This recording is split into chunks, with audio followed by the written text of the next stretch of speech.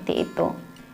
Dan jika pola komunikasi seperti ini yang diterapkan, orang akan lebih mengenal kualitas kita, lebih menghargai kita, dan tentunya ini akan berefek pada kualitas intimasi kita dengan orang lain, karena kita mampu menyampaikan pendapat kita secara jujur, terbuka, empati, dengan tetap menghormati hak pribadi kita dan orang lain.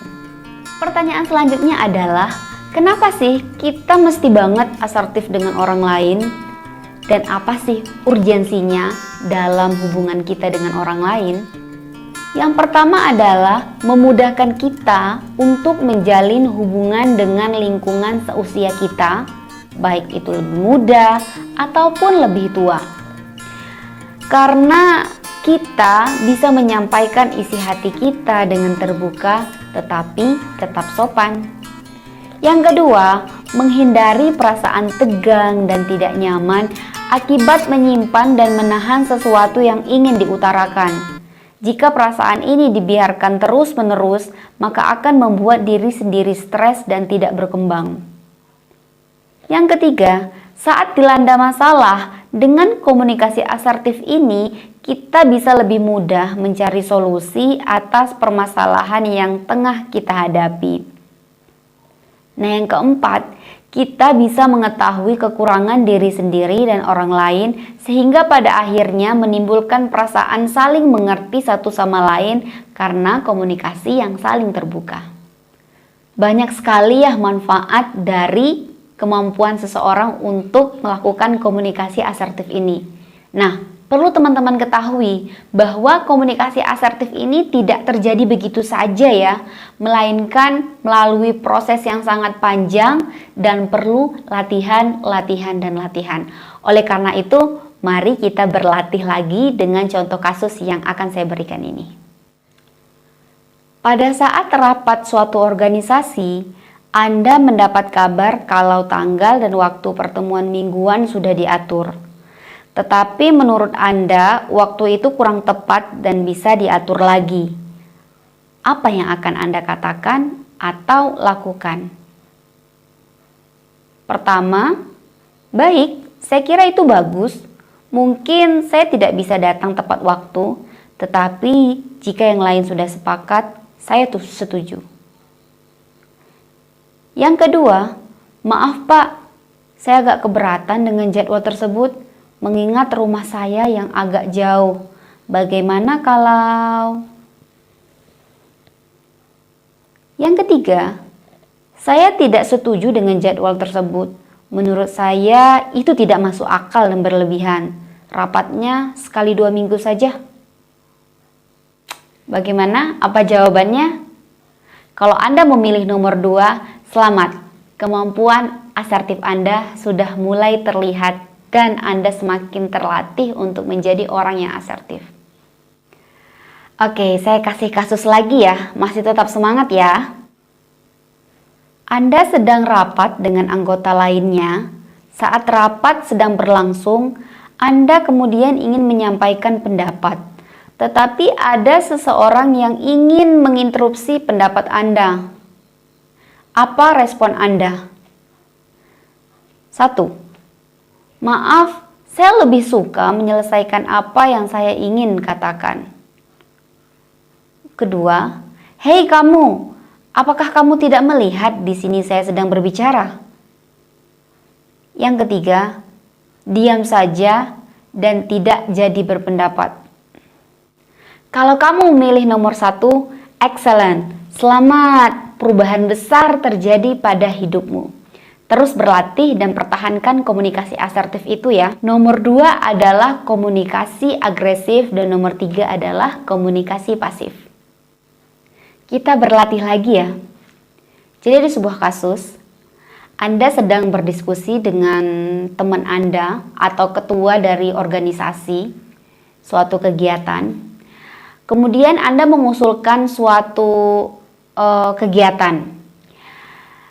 Ketua kelas atau ketua panitia ini setuju dengan pendapat Anda, tetapi dia akan meminta pendapat dari teman-teman yang lain mengenai efek dari ide Anda tersebut. Bagaimana respon Anda? Yang pertama, ini adalah saran saya dan saya tidak ingin ada orang lain yang mencampuri urusan ini. Kedua, mengikuti saja pendapat dari ketua panitia karena dia adalah ketua, pasti tahu yang terbaik. Yang ketiga, saya rasa itu memang ide yang bagus agar dapat masukan dari teman-teman yang lain. Saya setuju, nanti kita bisa berkolaborasi dengan teman-teman yang lain. Pilihan nomor 3 adalah bentuk komunikasi yang asertif. Nomor 1 adalah komunikasi agresif dan nomor 2 adalah komunikasi pasif. Gimana sejauh ini? Sudah banyak contoh kasus yang sudah saya berikan. Sudah paham ya? Oke, sekarang mari kita bahas faktor-faktor yang berperan dalam pembentukan komunikasi asertif ini. Ternyata setelah diselidiki, faktor seperti pola asuh sangat berperan penting dalam pembentukan asertivitas pada anak. Orang tua yang terlalu mengatur anak, kurang memberikan kesempatan kepada anak dalam berpendapat, hal ini akan menyebabkan komunikasi antara orang tua dan anak menjadi terblokir. Oleh karena itu, orang tua perlu sekali membuat suatu situasi di mana antara anak dan orang tua memiliki kesempatan yang sama untuk berpendapat, tetapi dengan catatan tetap mematuhi norma dan aturan yang telah disepakati bersama antara anak dan orang tua. Nah, jika pola komunikasi seperti ini yang diterapkan di dalam sebuah keluarga, maka asertivitas itu sebenarnya sudah terlatih sejak dini. Selain pola asuh orang tua, peran media massa itu sangat penting sekali. Kenapa saya katakan sangat penting? Sekarang itu adalah zaman teknologi ya. Semuanya serba teknologi.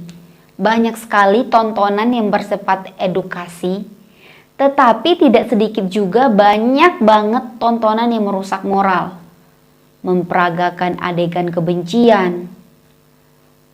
Dan hal ini juga membuat anak mencontoh role model yang tidak tepat. Oleh karenanya, perlu sekali kita sebagai orang tua nantinya ataupun kita dengan keluarga kita sendiri, entah itu adik, keponakan, untuk menyaring kira-kira informasi seperti apa yang tepat, yang layak untuk ditonton. Nah, tontonan-tontonan yang tepat dan bersifat edukatif ini secara tidak langsung akan memberikan anak contoh yang tepat untuk mengamati perilaku, bagaimana cara menyampaikan pendapat kepada orang lain secara sopan. Oke, biar lebih terampil, kita akan berlatih lagi. Saya akan memberikan kasus, silahkan teman-teman jawab. Anda mempunyai seorang teman dekat, Anda sudah janjian untuk mengerjakan sesuatu secara bersama-sama, tetapi teman Anda ini selalu datang terlambat. Hal ini membuat Anda tidak berbicara padanya hampir kurang lebih selama 1 minggu. Apa yang akan Anda lakukan? Yang pertama, Anda nampak jengkel dan siap untuk mengekspresikan kemarahan Anda. Anda berkata dengan keras, "Kamu tidak pernah tepat waktu." Yang kedua, Anda memaklumi keterlambatan teman Anda dan tidak mempermasalahkannya, karena bisa jadi teman Anda ada masalah yang lebih penting. Atau yang ketiga, Anda menyampaikan pendapat Anda, "Kita sudah sepakat dengan waktunya. Saya sudah bekerja keras agar tugas ini bisa diselesaikan tepat waktu. Tugasnya ini tentunya sangat penting bagi kita berdua." Kalau Anda memilih nomor 3, sepertinya Anda benar-benar sudah terampil. Ingat ya, fokus pada komunikasi asertif ini adalah pada apa yang saya pikirkan, rasakan, dan inginkan. Sehingga kata-kata yang banyak diucapkan itu adalah tentang saya atau gue. Hindari kata-kata kamu, atau low. Nah, nomor 1 adalah komunikasi agresif dan nomor 2 adalah komunikasi pasif. Ada sebuah penelitian yang menunjukkan bahwa kenakalan remaja seperti narkoba, seks bebas, dan tawuran itu disebabkan karena ketidakmampuan remaja tersebut untuk melakukan komunikasi asertif. Ini memperlihatkan kepada kita ya, bahwa penting sekali untuk menerapkan perilaku asertif ini kepada teman sebaya kita. Kalau kita tidak asertif, orang akan tidak mengetahui kualitas diri kita. Sedangkan kalau kita lebih asertif, kita sebenarnya lebih adaptif, kita lebih mengenal diri kita mengetahui kelebihan dan kekurangan kita, sehingga kita mampu untuk memilah-milih lingkungan seperti apa yang cocok untuk diri kita. Sehingga pada akhirnya, orang yang mampu melakukan komunikasi asertif ini akan lebih mudah menentukan tujuan mereka itu kemana. Masa remaja itu adalah masa transisi ya. Kenapa transisi? Kalau masa kanak-kanak lebih banyak membahas awal perkembangan, masa dewasa membahas kematangan perkembangan. Nah, masa remaja ini tengah-tengahnya. Bisa dibayangkan betapa urgensinya masa ini ya. Jika salah-salah, anak malah berkembang menjadi tidak baik dan terlibat dalam kenakalan remaja. Kenakalan remaja muncul karena salah satunya disebabkan oleh kepribadian yang lemah, yaitu ketidakmampuan para remaja untuk bersikap asertif. Kenapa remaja perlu banget asertif? Karena tentunya sangat bermanfaat bagi remaja itu sendiri. Gunanya untuk memudahkan mereka melakukan sosialisasi dalam lingkungannya. Selain itu, remaja juga dapat menghindari konflik karena remaja mampu untuk bersikap jujur dan berterus terang dengan isi hatinya. Dengan asertif, remaja juga belajar untuk menyelesaikan masalah mereka dengan cara musyawarah dan kompromi, bukan dengan kekerasan seperti tawuran. Remaja yang tidak mampu asertif, mereka akan terbawa arus. Bagus